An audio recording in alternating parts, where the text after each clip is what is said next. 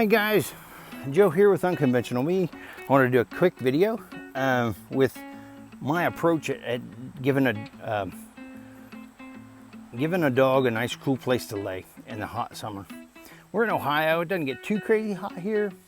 I used to have air conditioning set up in my dog kennel, which I insulated. I mean, I spent all kinds of money getting that thing ready, prepped, insulated, put in a window unit for my insulation, or air conditioning, only to spend $200 or $300 a month to keep them cool because they kept pulling down their door flaps. And so it would stay, 75 degrees in there. And the air conditioner would be nonstop. So that being said, I just want you guys to know I'm somebody that does try to do what I can for my dogs. I love them. This is my now approach because I can't afford that much money for air conditioning. And I can't keep them in the house because it's not fair to them to live cooped up in a crate all day. So, those of you that like to criticize people that have their dogs on a chain, if a dog has at least some shade and a cool spot and water, at least it's not crated, So just watch your criticism of other people because you don't know the situation. All right, this is what I did, guys. As you can see, I dug the space out back into a hill. I lined the little hole with old discarded shower panels. I got them at a local dumpster. So if you don't have shower panels but you have the money, you could do the same thing with metal roofing panels, and vinyl siding panels would work. And then, as you can see, I just held the panels back with concrete reinforcement mesh and stuff here, and then held those back with T-posts. Okay, so this will be the area for the dog to get back into and relax. I went ahead and ground off the edges once I got everything laid up so that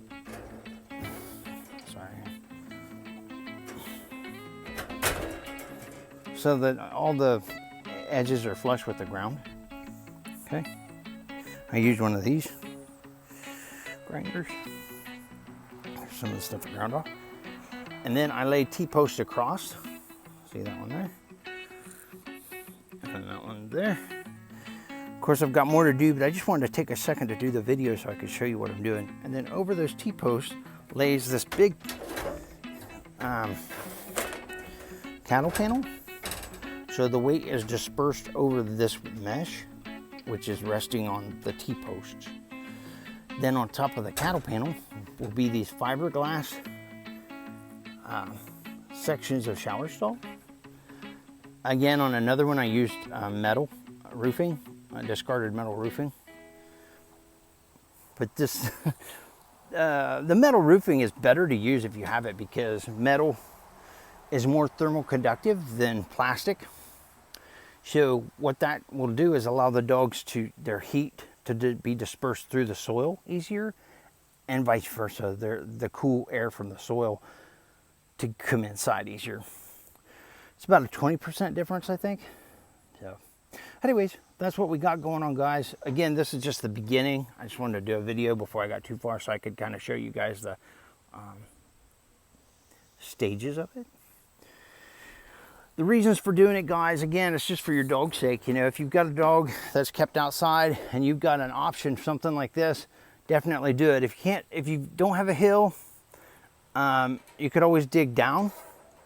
And this is pretty flat, relatively, we'll say, right?